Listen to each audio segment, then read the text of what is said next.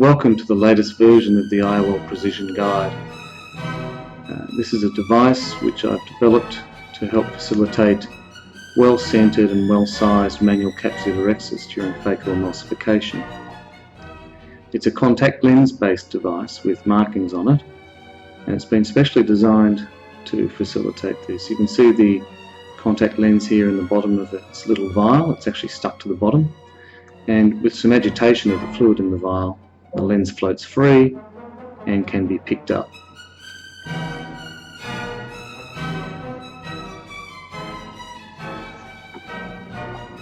It's placed onto the ocular surface, not simply over balanced salt solution as you'll see here, but actually over viscoelastic. When it's just with BSS, it's quite slippery, and eye movements and gravity will tend to make the lens move out of position.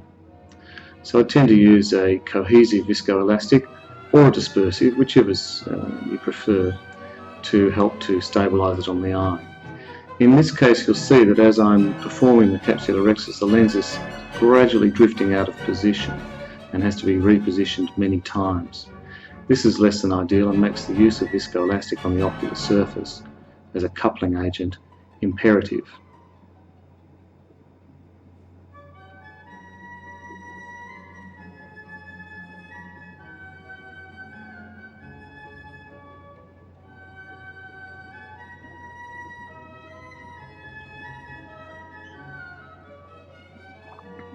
In use, the capsulorhexis can be performed in whatever's the surgeon's usual manner, either with needle or forceps.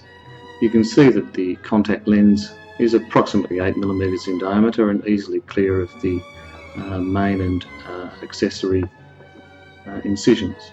And again, you can see it's drifted out of position as the capsulorhexis is being performed.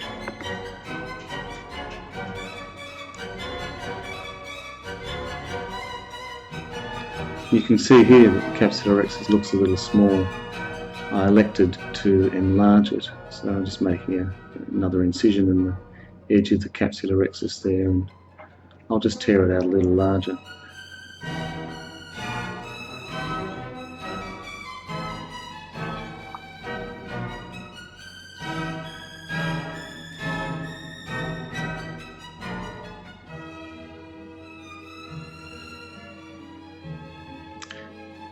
Here's another case, and you can see I'm starting with the dollop of viscoelastic on the centre of the cornea.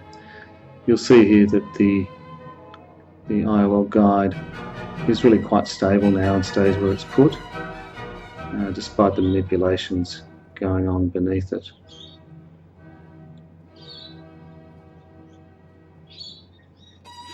Obviously, if you move the eye to the extent that the lens hits the speculum or other nearby structures, it'll shift, but generally it's quite stable.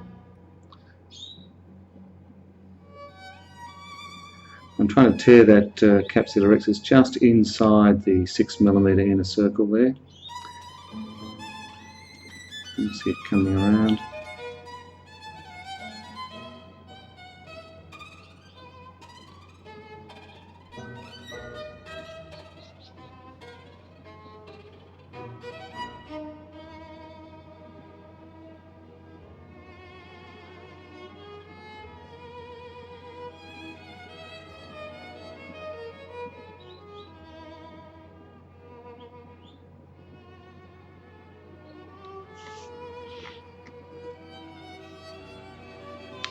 And comparing to the guide circle, it looks pretty good.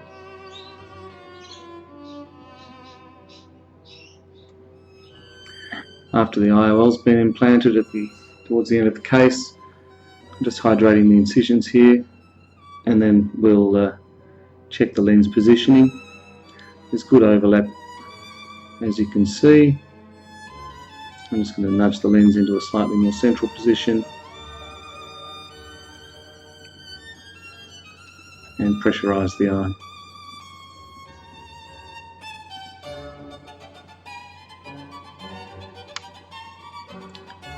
This is a single piece loop haptic IOL.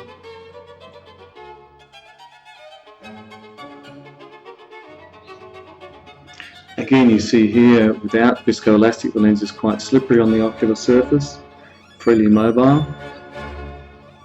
So I'm just going to shift it aside here and add some viscoelastic and bring the lens back.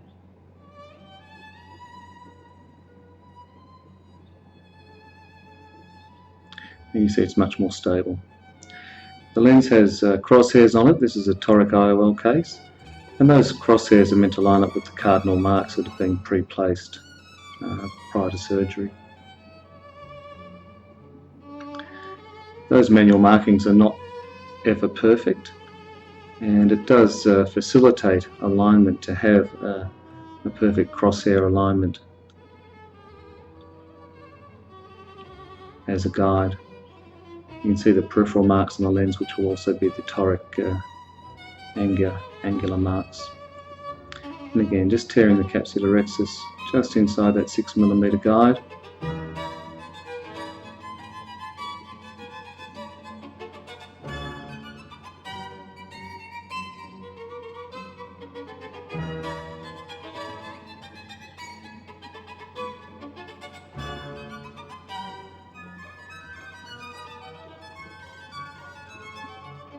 And again, comparing the guide to the capsular rhexis, we can just see it's just within the borders of that mark, and that's not difficult to do.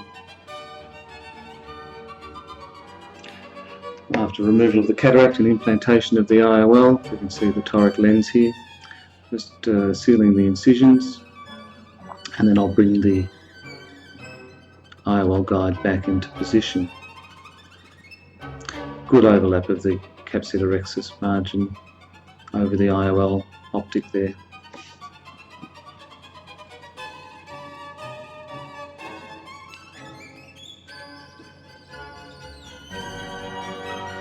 Some intracameral antibiotic going in there.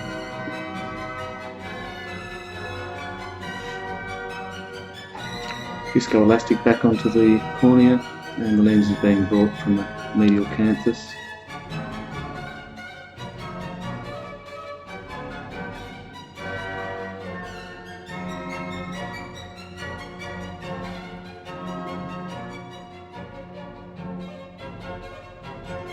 And you can see I'm lining up the crosshairs of the contact lens with the cardinal marks that I've made with gentian ink pen,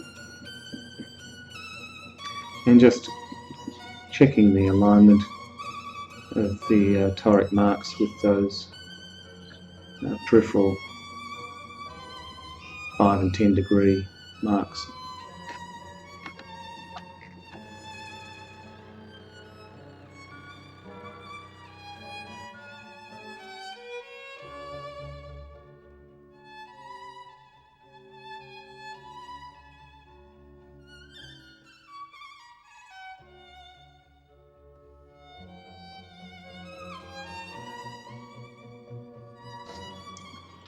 Again, at the start of the next case, viscoelastic on the cornea, IOL guide brought into position and allowed to settle. Again, this is obviously a toric case. You can see the gentian violet marks on the conjunctiva.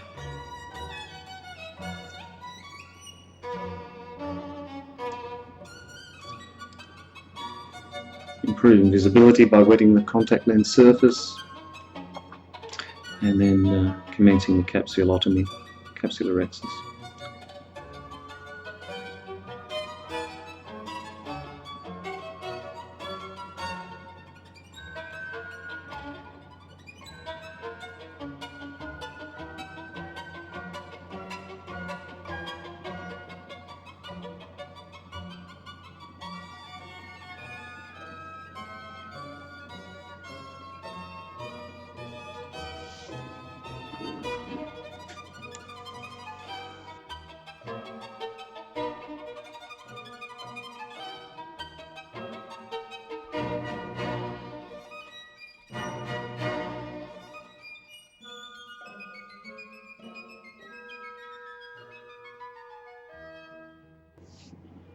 Again, at completion, there's a good comparison between the guide and the capsular rhexis.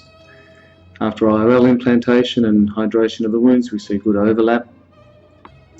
This is a single piece Zeiss toric IOL, And again, just fine-tuning the toric alignment, viscoelastic, and the guide is brought back into place. Line the crosshairs up with the cardinal marks and compare the IOL alignment with the peripheral marks on the guide indicated there. I'm not quite happy with the position, so with the guide in place I'm just rotating the IOL into ideal position. Pressurizing the eye.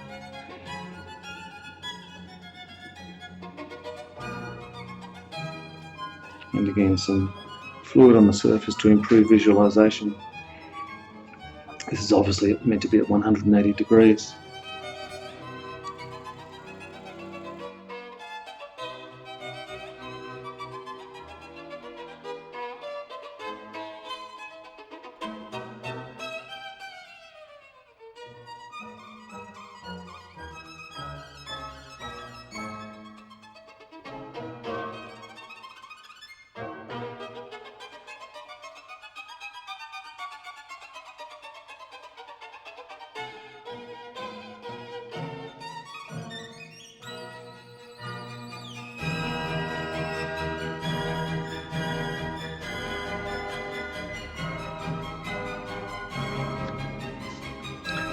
Last case, another toric IOL. It's quite a large eye and a large cornea.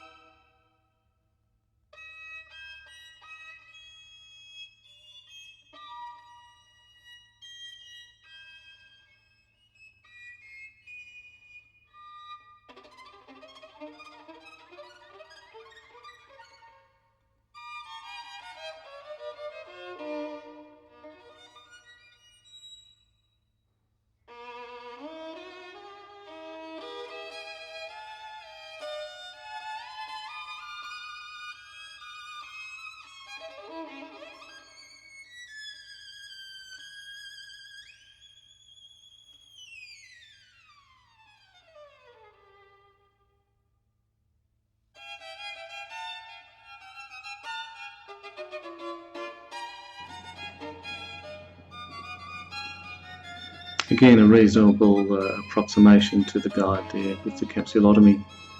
You'll note here that when we put some soft shell Provisc in there, that capsulotomy actually looks quite small.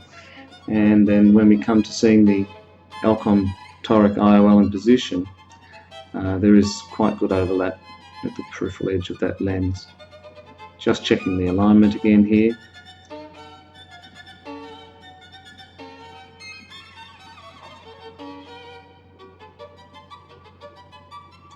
Showing the axis of the marks, which are the 3 dots on either side of the IOL.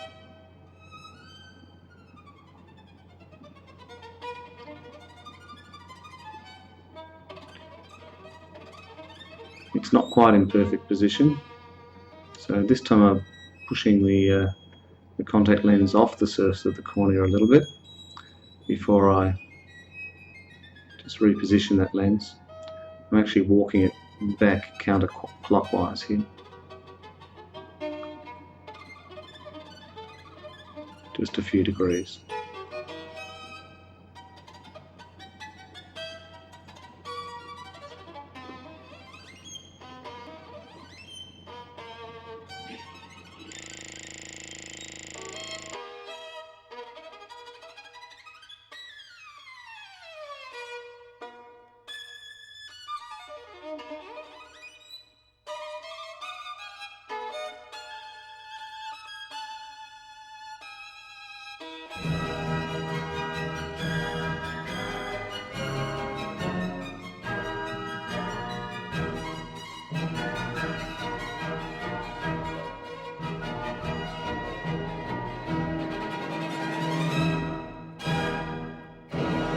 Again, some BSS on the surface improves the visibility, and I'm now happy with the position of the lens.